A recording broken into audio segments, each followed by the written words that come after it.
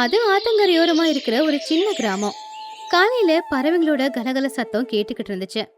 அந்த ஊர்ல தான் ரங்கையா அப்படிங்கிற கஷ்டப்பட்டு உழைக்கிற ஒருத்தன் இருந்தான். அவன் பொண்டாட்டி பேரு லக்ஷ்மி. ரங்கையா நாள் பூரா வயல்ல கஷ்டப்பட்டு உழைக்கிறவன். ஆனா லக்ஷ்மி மட்டும் எப்பவுமே வீட்ல சோம்பேறியா தான் இருப்பான்.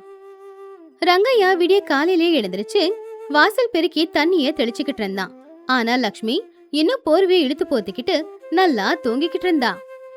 முழுசா விடிஞ்சிடுச்சு, கோழியும் கூவிடுச்சு. ஆனாலும் இந்த மகாலட்சுமி எழுந்திருக்கல. தினமும் இப்படித்தான். நானே தண்ணி கொண்டு வரணும், நானே வாசலையும் தெளிக்கணும். அப்போ பக்கத்து வீட்டு ராமையா, என்ன ரங்கையா, அதுக்குள்ள வேலைய ஆரம்பிச்சிட்ட? ஆமா, நீ வாசல் தெளிச்சுக்கிட்டு இருக்க. லக்ஷ்மிக்கு உடம்பு சரியில்லையா?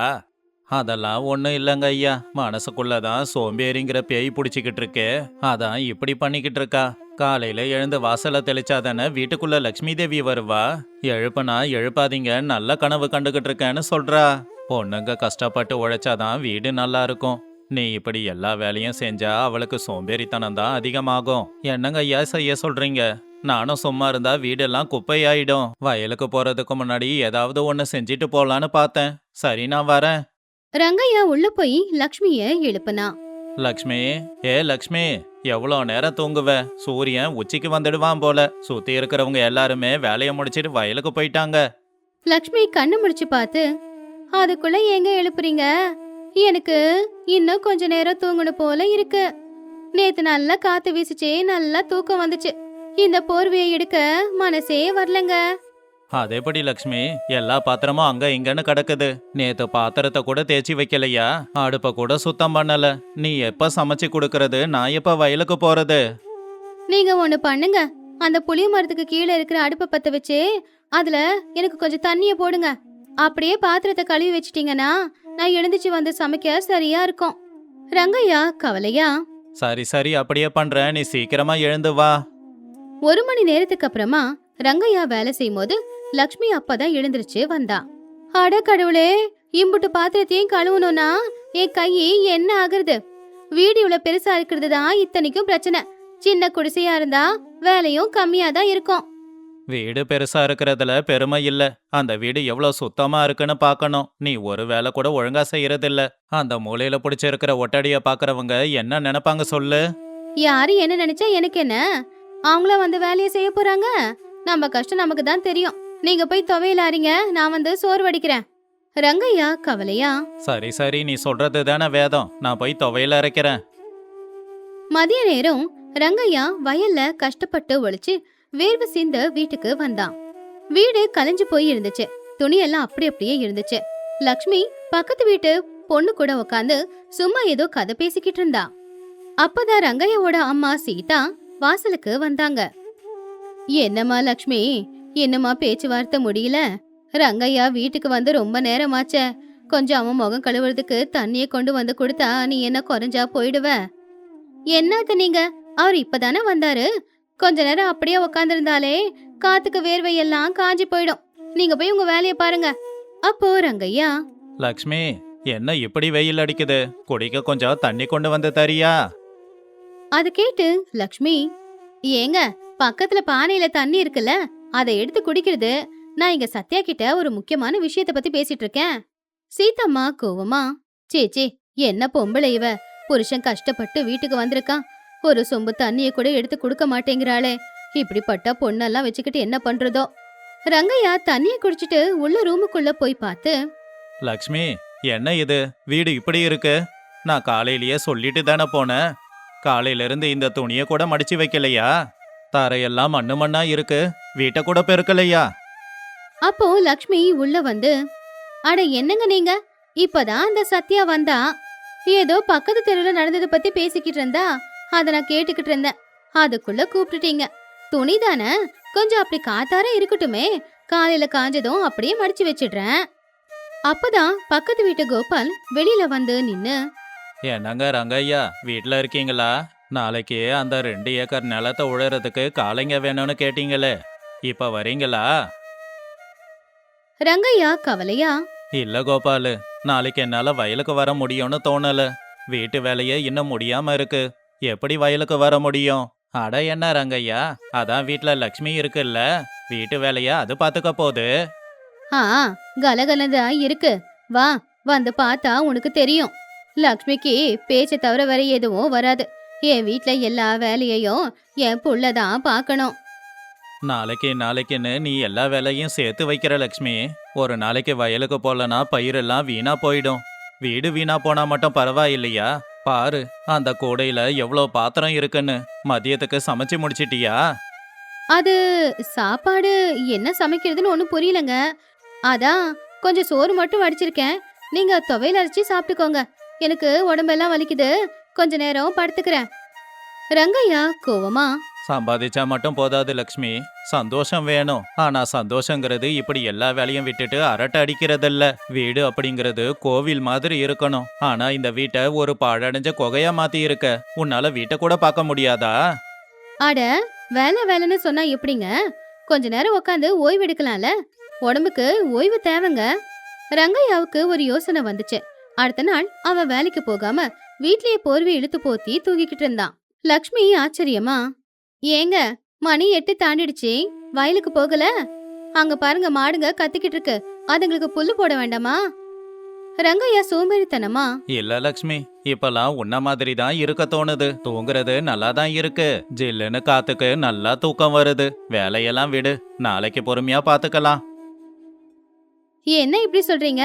வயலுக்கு போனாதான் சோறு வரும். நீங்க மாடுங்களுக்கு சாப்பாடு போடுங்க, பாலை கறங்க. அதுங்க கத்துற சத்தம் ஊர்ல இருக்கிற எல்லார் வீட்டுக்கும் கேக்குது. யாரு செஞ்சா என்ன லக்ஷ்மி, மாடுங்க அங்கதான் இருக்கும். நாளைக்கு புல்ல போட்டுக்கலாம். பாலை கூட நாளைக்கு கறந்துக்கிட்டா போச்சு. என்ன கொஞ்சம் நிம்மதியா இப்ப தூங்க விடு. அட நீங்க இப்படி சொன்னா எப்படி? பாவம் ஆடு மாடுங்க கத்திக்கிட்டே இருக்குல்ல. சரி அதை விடுங்க. எனக்கு பசிக்குது. அடுப்பத்த வச்சு கஞ்சியாவது செய்யுங்க. சமையல கூட நாளைக்கு பண்ணிக்கலாம் லக்ஷ்மி. இன்னைக்கு எதுவும் செய்ய வேண்டாம். வந்து இப்படி உக்காரு, அரட்டை அடிக்கலாம். லக்ஷ்மி கவலையா, என்னாச்சு உங்களுக்கு? வீடுன்னு இருந்தா வேலை இருக்காதா? நீங்க வேலை செய்யறத நிப்பாட்டிட்டா குடும்பம் எப்படி நடக்கும்? நீயும் இதே தானே செய்யற லக்ஷ்மி. நீ வேலை செய்யலனா வீடு அசுத்தமாகி வீணா போயிடும். உனக்கு எப்படி களைப்பா இருக்குன்னு நீ வேலையெல்லாம் செய்யாம நிறுத்துறியோ, அப்படிதான் எனக்கும் களைப்பா இருக்கு. நான் வேலை செய்ய மாட்டேன். நம்ம வீடு வீணா போகட்டுமே. நாம குப்பைக்கு நடுவுலயே வாழலாம். லக்ஷ்மி ஆடி போயிட்டா. ரங்கையா தான் எல்லா வேலையும் செய்வான். அவன் இன்னைக்கு ஒரு நாள் வேலை செய்யலன்றதுனால எல்லாமே அப்படி அப்படியே நின்னு போச்சு. பாரு லக்ஷ்மி, நானே தினமும் எல்லா வேலையும் செய்யறதால தான் வீட்டு வேலையும் சமையல் வேலையும் முடியுது. இன்னைக்கு ஒரு நாளைக்கு நான் வேலை செய்யாம விட்டதுக்கு வீடு எவ்வளோ மோசமாயிடுச்சு. இதுல நான் தினமும் வேலை செய்யாம விட்டா இந்த வீடு என்ன நிலைமைக்கு போகும்னு பாரு. வீடு லக்ஷ்மிகரமா இருக்கணும், இப்படி இருக்க கூடாது. லக்ஷ்மி அழுதுகிட்டே, நீங்க சொன்னது உண்மைதாங்க. நான் சுகமா வாழணும்னு ஆசைப்பட்டேன். ஆனா இந்த குடும்பத்துக்காக கஷ்டப்படணுங்கிற எண்ணம் எனக்கு வரவே இல்ல. வெளியில போய் நீங்க கஷ்டப்படுறீங்க. வீட்டை கஷ்டப்பட்டு நல்லபடியா பாத்துக்க வேண்டியது ஏன் கடமை. ஆனா அதை நான் சரியாவே செய்யல. வீடு அப்படிங்கிறது வெறும் சுவரு கிடையாது லக்ஷ்மி. வீடுங்கிறது நிம்மதியும் ஒழுக்கமும் இருக்க வேண்டிய இடம். வீடு நல்லா இருந்தாதான் மனசு நிம்மதியா இருக்கும். நீ உன்னோட சோம்பேறித்தனத்தை விட்டா இந்த வீடு லக்ஷ்மி கடாட்சமா மாறிடும். இன்னில இருந்து பாருங்க, உங்களை விட முன்னாடியே எழுந்திருச்சு வாச பெருக்கி வாச தெளிச்சு கோலம் போட்டு சமையலையும் செஞ்சு முடிச்சிடுறேங்க. நீங்க வயலுக்கு போய் வேலை முடிச்சிட்டு வரும்போது வீட்டுல உங்களுக்காக சுட சுட சாப்பாடு காத்துக்கிட்டு இருக்கோம். ரங்கையா சிரிச்சுக்கிட்டே, நாம வேலை செய்யும் போது கிடைக்கிற திருப்தி சோம்பேறித்தனத்துல இருக்காது. நீ இந்த வீட்டை நல்லபடியா பாத்துக்கிட்டா எவ்வளோ நல்லா இருக்கும் தெரியுமா? அடுத்த நாள்ல இருந்தே லக்ஷ்மி முழுசா மாறிட்டா. அடுத்த நாள் விடிய காலையிலேயே எழுந்துச்சு வாசல்ல கோலம் போட்டா. வீட்டு வேலை எல்லாம் செஞ்சு ரங்கையாவுக்கும் நிறைய உதவியா இருந்தா. இத பார்த்து ஊர்க்காரங்க ரொம்ப சந்தோஷப்பட்டாங்க. என்ன ரங்கையா, வீடு புது வீடு மாதிரி ஜொலிக்குதே. லக்ஷ்மி இப்படி மாறுவான்னு நினைக்கல. உழைக்கிறதோட மதிப்பு தெரிஞ்சா எல்லாரும் மாறுவாங்க. லக்ஷ்மியோட முகம் சோம்பேறித்தனத்தை விட்டதும் எப்படி ஜொலிக்குது பாருங்க. சீதம்மாவும் சந்தோஷமா, ஆமாங்க ஐயா, இன்னைக்கு என் மருமக லக்ஷ்மி முழுசா மாறி இருக்கா. காலையிலே எழுந்திருச்சு வீட்டை எல்லாத்தையுமே அவளே சுத்தம் செஞ்சா. இப்ப எங்க வீடே தலைகீழா மாறி இருக்கு. வீடு நல்லா இருந்தாதான் வாழ்க்கை நல்லா இருக்கும்னு இப்ப லக்ஷ்மி நல்லாவே புரிஞ்சுக்கிட்டா. ஆமாங்கண்ண, இத்தனை நாளா என் புருஷனுக்கு நான் பாரமா இருந்தேன். ஆனா இனிமே எப்பவுமே அவருக்கு துணையா இருப்பேன். அதுதானே பொண்ணுக்கு அழகு. இந்த கதையில இருக்கிற நீதி என்னன்னா, 2 கை தட்டினாதான் ஓசை வரும்னு சொல்லுவாங்க. வீட்ல புருஷன் பொண்டாட்டி 2 பேரும் கஷ்டப்பட்டாதான் அந்த குடும்பம் நல்லா இருக்கும். கஷ்டப்பட்டு உழைச்சு படுத்தாதான் அந்த தூக்கத்துக்கு கூட ஒரு மதிப்பு இருக்கும். முன்னொரு காலத்துல ராமாபுரம் அப்படிங்கிற கிராமத்துல சத்தியமூர்த்தி அப்படிங்கிற ஒரு விவசாயி இருந்தான். பேருக்கு ஏத்தாப்ல அவன் எப்பவுமே நேரடியா உண்மையை மட்டும்தான் சொல்லுவான். அவனோட பொண்டாட்டி பேரு அனுசுயா. புருஷனோட குணம் அவளுக்கு பிடிச்சிருந்தாலும் கூட அந்த குணத்தினால வர பிரச்சனைகளை அவளால தாங்கிக்க முடியல. ஒரு நாள் சாயந்தர நேரம் சத்தியமூர்த்தி வயல் வேலையை முடிச்சுட்டு வீட்டுக்கு வரும்போது அனுசுயா குடிக்க தண்ணி கொடுத்தா. இந்தாங்க, முகத்தை கழுவிட்டு உள்ள வாங்க. சத்தியமூர்த்தியும் முகத்தை கழுவிக்கிட்டு, என்ன அனுசையா, இன்னைக்கு முகம் வாடி போயிருக்கே, குழம்புல உப்பு அதிகமா போட்டுட்டியா? அனுசுயா கோவமா, என்னோட முகத்துக்கும் குழம்புல உப்பு இல்லைங்கிறதுக்கும் என்னங்க சம்மந்தம்? பின்ன எதுக்காக முகம் வாடி போயிருக்கு? ஏதோ சொல்ல நினைக்கிற, நேரா சொல்லு. அனுசுயா கொஞ்சம் தயக்கமா, அது நாளைக்கு எங்க அண்ணன் பூபதி நம்ம வீட்டுக்கு வராரு பட்டணத்துல இருந்து. சத்தியமூர்த்தி கொஞ்சம் கோவமா, வரானா? எதுக்கு மறுபடியும் பெருமை பேசவா? என்னங்க, அவரு நம்மளுடைய உறவு, அப்படி சொல்லலாமா? அது மட்டும் இல்ல, இந்த தடவை வரும்போது ஒரு நல்ல ஆளையும் கூட்டிட்டு வரேன்னு சொல்லியிருக்காரு. நல்ல ஆளையா? எதுக்கு? நம்ம வயலுக்கு பக்கத்துல 5 ஏக்கர் காலி இடம் இருக்கு இல்லையா, அதை வாங்குறதுக்கு பட்டணத்துல இருந்து யாரோ முதலாளிய கூட்டிட்டு வராராமா. ஓஹோ, அப்ப நம்ம இடத்த வித்து கொடுக்கற புரோக்கரா வரானா? ஐயோ, புரோக்கர் வேலைலாம் பார்க்கலங்க. அந்த வறண்ட பூமியை வச்சுக்கிட்டு நாமளும் பயன்படுத்துறது இல்ல, அது வீணா தானே போகுது. அது வித்தாலாவது கொஞ்சம் காசு கிடைக்கும், தேவையானதை வாங்கிக்கலாம். இங்க பாரு அனுசையா, அது எங்க அப்பா காலத்து இடம், எனக்காக கொடுத்துட்டு போனாரு. அதை விற்க முடியாதுன்னு உங்க அண்ணன் கிட்ட ஏற்கனவே சொல்லிட்டேனே. அனுசையா புருஷன் காலை பிடிச்சு, என் பேச்சு கேளுங்க, அவரு வயசுல உங்களை விட மூத்தவரு. அவர்கிட்ட 4 வார்த்தை நல்லபடியா பேசுங்க. உண்மையை மட்டும்தான் பேசுவேன்னு சொல்லி ஏதாவது பேசி அவர் மனசை காயப்படுத்தாதீங்க. நான் பார்த்து சொல்ற மச்சான் அப்படின்னு மட்டும் சொல்லிடுங்க. சத்தியமூர்த்தி பெருமூச்சு விட்டு, சரி, உனக்காக பார்த்து பேச முயற்சி பண்றேன், ஆனா போய் மட்டும் சொல்ல மாட்டேன். அடுத்த நாள் காலையில பட்டணத்திலிருந்து பூபதி மாட்டு வண்டியில வந்து இறங்கினா. பட்டு துணி, கழுத்துல தங்க சங்கிலி போட்டுக்கிட்டு அவன் பளபளன்னு ஜொலிச்சுக்கிட்டு இருந்தான். என்னம்மா தங்கச்சி, இன்னும் இந்த வீட்டில தான் இருக்கீங்களா? ஓடு கூட உடஞ்சி விழுந்திருக்க போலயே. அனுசூயா சிரிச்சுக்கிட்டே, வாங்கண்ண, உங்க கருணையால கூடிய சீக்கிரம் பெரிய வீடு கட்டிடுவோம் அப்படின்னு சொல்லி சத்தியமூர்த்தியை பார்த்து, ஏங்க அண்ணன் வந்துட்டாரு. சத்தியமூர்த்தி எழுந்திருச்சு வராம, பார்த்தேன், வாங்க மச்சான் உட்காருங்க. அப்ப பூபதி அவன் கிட்ட, என்ன சத்தியமூர்த்தி, மச்சான் வந்திருக்கேன், எழுந்திருச்சு வந்து கூப்பிட மாட்டியா? இதுல என்ன இருக்கு மச்சான், நீங்க வந்தது என்ன பார்க்க இல்ல, என் வயலை பார்க்க தானே வந்திருக்கீங்க, நேரா விஷயத்துக்கு வாங்க. அனுசூயா பதட்டமா, என்னங்க? பூபதி சிரிச்சுக்கிட்டே, பாத்தியாமா, இவன் மாறவே மாட்டான், உள்ளத பேசுறேன்னு சொல்லிட்டு முட்டாள்தனமா பேசிக்கிட்டு இருப்பான். சரி, நான் என்ன சொல்ல வந்தனோ அதை அப்படியே சொல்றேன். சொல்லுங்க. உன்னோட 5 ஏக்கர் வறண்ட பூமி இருக்குல்ல, அதுக்கு ஏக்கருக்கு 10,000 ரூபான்னு 50,000 ரூபாய் தர சொல்றேன். அனுசூயா ரொம்ப சந்தோஷமா, 50,000 ரூபாவா? ஆமா, அந்த பணத்தை வச்சு இந்த வீட்டை இடிச்சிட்டு பெரிய வீடு கட்டலாம், அப்படியே தேவையான எல்லாத்தையும் வாங்கிக்கலாம். அப்ப சத்தியமூர்த்தி பொறுமையா, இடத்த விற்க விருப்பம் இல்ல மச்சான். பூபதி கோவமா, என்னது விருப்பம் இல்லையா? அந்த பூமியை வச்சுக்கிட்டு என்ன பண்ண போற? எதுவும் செய்ய மாட்டேன், ஆனா விற்கவும் மாட்டேன். இங்க பாரு சத்தியமூர்த்தி, உண்மையை பேசுறேன்னு சொல்லிட்டு முட்டாள்தனமா பேசாத. பணத்தோட மதிப்பு உனக்கு தெரியலனாலும் உன் பொண்டாட்டிக்கு தெரியும்னு நினைக்கிறேன். ஏங்க, அண்ணன் சொன்னது உண்மைதானே? அந்த பணம் வந்துச்சுன்னா? அனுசையா, நான் ஏற்கனவே சொல்லியிருக்கேன், அந்த பூமியை விற்கிற மாதிரி இல்ல. மச்சான், நீங்க இதுக்கு தான் வந்தீங்கன்னா உடனே நீங்க போலாம். பூபதி ரொம்ப கோவமா, சி, உன்ன மாதிரி ஆளுகிட்ட பேச முடியுமா? அனுசையா, இவனை கட்டிக்கிட்டு நீ அழு, என்னை விட்டுடு, நான் கிளம்புறேன், பணத்தோட அருமை தெரியாதவன். பூபதி கோவமா வண்டி ஏறி போயிட்டான்.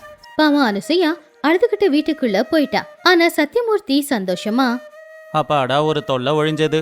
இது நடந்து சில நாட்களுக்கு அப்புறமா ஊர்ல ஒரு பஞ்சாயத்து கூடுச்சு. அப்ப அந்த ஊரோட தலைவர் மலையப்பன் கம்பீரமா உட்காந்துக்கிட்டு இருந்தாரு. இங்க பாருங்கய்யா, உங்ககிட்ட சொல்ல வேண்டியதை சொல்லிடுறேன். நம்ம ஒரு ராமர் கோவில் கோபுரத்தை கட்டணும், அதுக்கு பணம் தேவைப்படும். தெரியுங்க ஐயா, அதுக்கு எல்லாரும் கொஞ்சம் பணத்தை கொடுக்கணும், ஆனா யாரையும் கட்டாயப்படுத்தி வாங்குற எண்ணத்துல நான் இல்ல. நல்லதுங்க ஐயா, ஆனா யாரு எவ்வளவு கொடுக்குறீங்கன்னு இந்த புத்தகத்துல எழுதி வைக்கிறேன், அப்பதானே ஒரு கணக்கு இருக்கும். என்னோட பங்கா கோவிலுக்கு 100 ரூபாய் கொடுக்கறேன். எல்லாருமே கை தட்டினாங்க. அப்போ ஒவ்வொருத்தங்களா, நான் 50 ரூபாய் கொடுக்கறேன், நான் 20 ரூபாய் கொடுக்கறேன் அப்படின்னு சொல்லிக்கிட்டு இருந்தாங்க. அப்ப தலைவர் சத்தியமூர்த்திய பார்த்து, என்ன சத்தியமூர்த்தி, நீ எதுவும் கொடுக்கலையா? சத்தியமூர்த்தி எழுந்துச்சு நின்னு, நானும் கொடுக்கறேங்க ஐயா. சரி சரி, நீ ஒரு 10 ரூபாயாவது எழுதுவேன்னு நினைக்கிறேன். 10 ரூபா கொடுக்கறேன், ஆனா ஒரு சந்தேகம். அப்ப தலைவர் என்ன அதுன்னு கேட்டாரு. போன வருஷம் கோவில சீரமைக்கிறேன்னு சொல்லி எல்லார்கிட்டயும் பணம் வசூல் பண்ணீங்கல்ல? தலைவர் கொஞ்சம் பதட்டமா, ஆமா வாங்கினேன், அதுக்கு என்ன? ஆனா கோவில சீரமைக்கலையே, அந்த பணம் என்னாச்சுங்க ஐயா? அந்த ஒரு நொடி பஞ்சாயத்துல இருக்கிற எல்லாரும் அமைதியா இருந்தாங்க. அப்ப தலைவர் கோவமா, என்ன சத்தியமூர்த்தி, என் மேல பழி போட பாக்குறியா? நான் பழி போடலங்க ஐயா, கணக்கெங்கன்னு தான் கேக்குறேன். அந்த கணக்கை நீங்க காட்டினீங்கன்னா கோவிலுக்கு 10 ரூபாய் இல்ல 20 ரூபாய் கூட கொடுக்கறேன். தலைவர் கோவமா முறைச்சு, நீ என்ன அவமானப்படுத்துற, என் நேர்மைய சந்தேகப்படுற. நேர்மையா இருக்கிறவங்க கணக்கு சொல்ல தயங்க கூடாதே.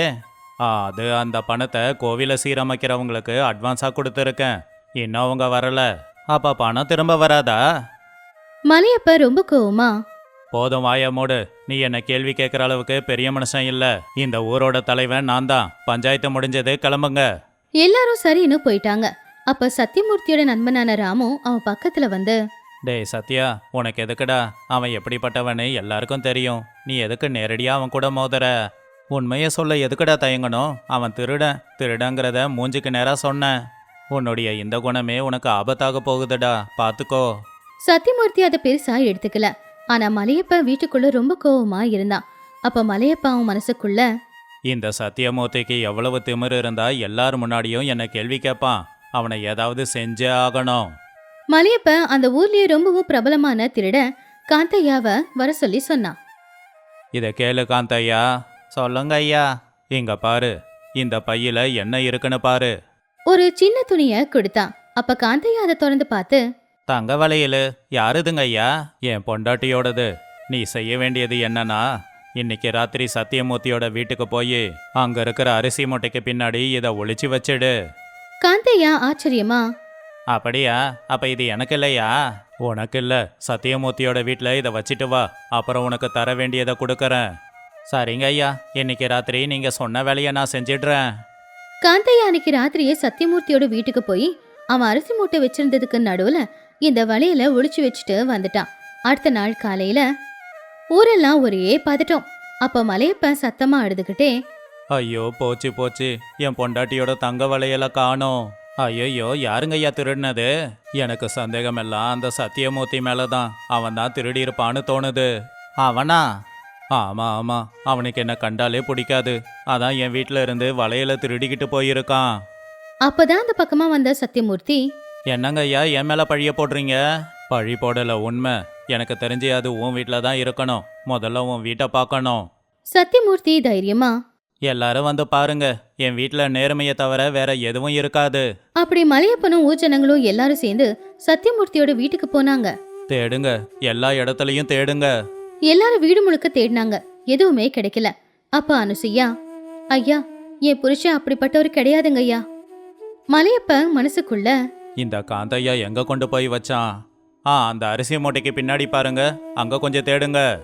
அப்ப ஒருத்தன் அரிசி மூட்டை கிட்ட போய் தேடி பார்த்தப்போ ஒரு சின்ன துணி அவன் கையில மாட்டுச்சு. ஐயா இங்க பாருங்க ஐயா. மலையப்ப அந்த துணிய பிரிச்சு பார்த்தான். அப்போ அதுக்குள்ள தங்க வளையல் இருந்துச்சு. மலையப்ப சிரிச்சுக்கிட்டே, பாத்தீங்களா, நேர்மைன்னு சொல்லி வளையல திருடி ஒளிச்சு வச்சிருக்கான். இவன் தான் திருடன். அனுசுயா பதட்டமா, ஐயோ என்னங்க, என்ன இது? இது நம்ம வீட்டுக்கு எப்படி வந்துச்சு? அதை கேட்டு சத்தியமூர்த்தி, இல்ல அனுசியா, எனக்கு எதுவும் தெரியாது. திருடினவன் என்னைக்கு திருடினதை ஒத்துக்கிட்டான். இவன் தான் திருடி இருக்கான். சீச்சி, நீ இப்படிப்பட்டவன் எங்களுக்கு தெரியாது.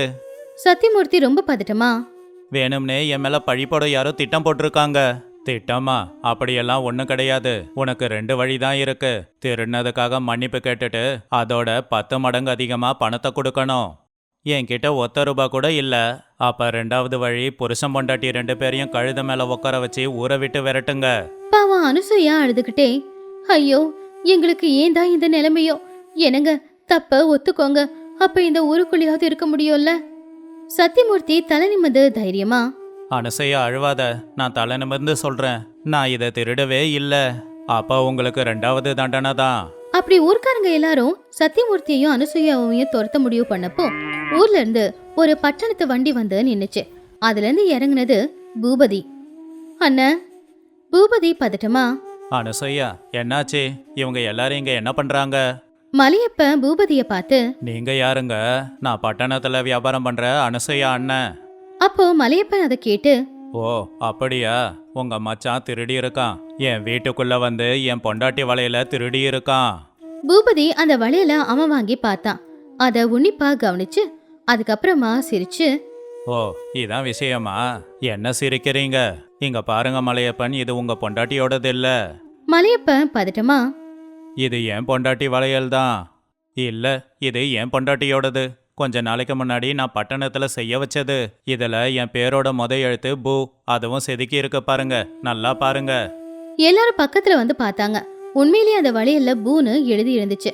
அப்போ மலையப்பன் பதட்டமா, ஆ அது நான் என் தங்கச்சிக்காக இந்த நகையை செஞ்சு வேலைக்காரங்கிட்ட கொடுத்து அனுப்பினேன். ஆனா வழியில யாரோ திருடனுங்க திருடிக்கிட்டு போனதா அவன் என்கிட்ட சொன்னான். இதை நேத்து தான் என் வேலைக்காரன் என்கிட்டயே சொன்னான். பூபதி அவனுடைய வண்டியில இருந்து கட்டி போட்டிருந்த காந்தையாவை வண்டியை விட்டு கீழே இறக்குனான். இவன் தான் அந்த திருடன். இவனை பிடிக்க தான் நான் வந்தேன். ஆனா இவன் திருடிக்கிட்டு போன வளையல் உங்க வீட்டுக்கு வந்து அது மறுபடியும் என் மச்சான் வீட்டுக்கே வந்து அவன் மேல திருட்டு பழி விழறது ஆச்சரியமா இருக்குல்ல?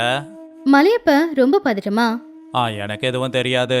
காந்தையா பூபதி காலில் விழுந்து, ஐயா என்னை மன்னிச்சிடுங்க. நான் இத்தனை நாளா திருடின பொருள் எல்லாத்தையும் தலைவர்கிட்ட தாங்க கொடுத்து வச்சேன். அப்படிதான் இந்த வளையலையும் கொடுத்து வச்சேன். அவர் தான் இந்த வளையல சத்தியமூர்த்தி வீட்டில் வைக்க சொன்னாரு. அதை கேட்டு ஊச்சனங்களுக்கு மலையப்ப மேல கோவம் வந்துச்சு. சீச்சி, நீ எல்லாம் ஒரு மனுஷனாயா? நல்ல மனுஷன் சத்தியமூர்த்தி மேல இப்படி பழிய போட்டிருக்கியே. சத்தியமூர்த்தி மலையப்பன் கிட்ட போய், சரி இப்ப சொல்லுங்க, போன வருஷம் கோவில் பணம் என்ன ஆச்சு? மலையப்பன் அழுதுகிட்டே, அதை நான் தான் செலவு பண்ண, என்ன மன்னிச்சிடுங்க. ஊஜனங்க எல்லாரும் சேர்ந்து மலையப்பனையும் காந்தையாவையும் ஊரை விட்டே விரட்டிட்டாங்க. அப்ப பூபதி சத்தியமூர்த்தி கிட்ட வந்து, சத்தியமூர்த்தி என்ன மன்னிச்சிடு. நீ எப்பவும் உண்மையை மட்டும் பேசுவ. அது உன் முட்டாள்தானோன்னு நினைச்சேன். ஆனா அந்த உண்மையை பேசுற குணம் தான் இன்னைக்கு உன்னை காப்பாத்தி இருக்கு. சத்தியமூர்த்தி சிரிச்சுக்கிட்டே, உண்மையை சொல்றதுல என்னைக்குமே தப்பு இல்ல மச்சான். அனுசூயா கவலையா, அண்ணன் இப்ப அந்த 50,000 ரூபாய் எங்களுக்கு வருமா? பூபதி சிரிச்சுக்கிட்டே, 50,000 இல்லம்மா, ₹1,00,000 வரப்போகுது. ஆனா இடத்த விற்க இல்ல, அந்த இடத்துல என் மச்சான் கூட சேர்ந்து வியாபாரம் செய்ய. பாத்தியா, நேர்மையா இருந்தா எதையும் இழக்க மாட்டோம். எல்லாம் நம்மள தேடி வரும். அன்னையில இருந்து ஊர்க்காரங்க சத்தியமூர்த்தி மேல கௌரவத்தை அதிகமாக்குனாங்க. அனுசூயாவும் இப்படிப்பட்ட புருஷன் கிடைக்க கொடுத்து வச்சிருக்கணும் அப்படின்னு நினைச்சா.